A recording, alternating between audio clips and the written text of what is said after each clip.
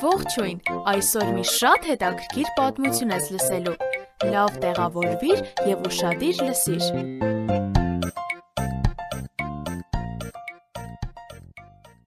Մովսես,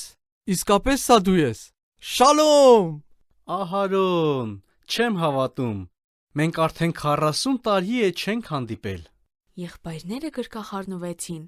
նրանց ուրախությունը շատ մեծ էր, Աստված նրանց համար առաջադրանք ուներ, Մովսեսը պետք է իսրայելացիներին դուրս հաներ Եգիպտոսի ստրկությունից, իսկ նրա եղբայրը պետք է օգներ նրան։ Նրանք պետք է գնային Փարավոնի սարսափելի միապետի մոտ, դրա համար նրանք մեծ քաջության կարիք ունեին։ Փարավոն, Տերը, Իսրայելի Աստվածը, ասում է քեզ, թող իմ ժողովրդին որ գնա։ Տերը, ո՞վ է նա, ես չեմ ճանաչում նրան, ես ընդհանրապես չեմ ծրագրում իսրայելացիներին բաց թողնել, դուրս գնա այստեղից։ Փարավոնը չէր պատրաստվում հնազանդվել Աստծուն։ Դուք անբաններ, վերադարձեք ձեր աշխատանքին, դուք այլևս աղյուսներ պատրաստելու համար հարց չեք ստանա, ինքներդ կգտնեք, բայց դուք առաջվա պես նույն քանակի աղյուսներ պետք է պատրաստեք։ Անհասկանալի է, այժմ ամեն բան ավելի վատ էր, քան առաջ։ Իսրայելացիները մեղադրում էին Մովսեսին։ Մովսեսն աղոթեց. Տեր, ինչու ինձ ուղարկեցիր Փարավոնի մոտ։ Ամեն բան ավելի վատ է, քան առաջ էր։ Դու ոչինչ չարեցիր քո ժողովրդին արձակելու համար։ Դու շուտով կտեսնես, թե ինչ կանեմ Փարավոնի հետ։ Ես նրան կստիպեմ, որ նրանց ազատ արձակի։ Ինչ որ խոստացել եմ, կիրականացնեմ։ Ես կազատեմ նրանց։ Աստված բազում պատիժներ ուղարկեց Եգիպտոսին։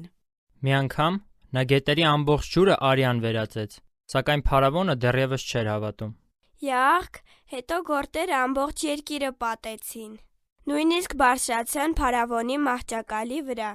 Իսկ հետո սարսափելի կարկուտը փչացրեց ամբողջ բերքը։ 3 օր շարունակ ամբողջովին մութ էր, բայց այս հրաշքները Փարավոնին չհամոզեցին։ Նա շատ համառ էր։ Ինչ լավ է, որ այս պատիժները իսրայելացիներին ընդհանրապես չէին վնասում։ Եվ ահա Աստված հայտարարեց ամենավատ պատիժը։ Եվս մեկ պատիժ է գալու Փարավոնի և Եգիպտոսի վրա, որից հետո դուք կազատվեք։ Մովսեսը վերջին անգամ գնաց Փարավոնի մոտ։ Այս գիշեր Աստված անցնելու է ամբողջ Եգիպտոսով և յուրաքանչյուր ընտանիքի ավագ որդին մահանալու է, նույնիսկ քո որդին, և դուք կհասկանաք,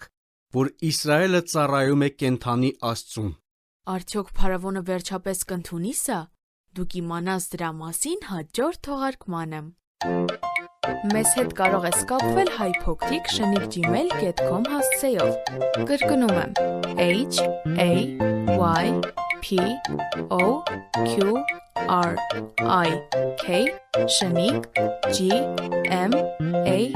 HAYPOQRIK@gmail.com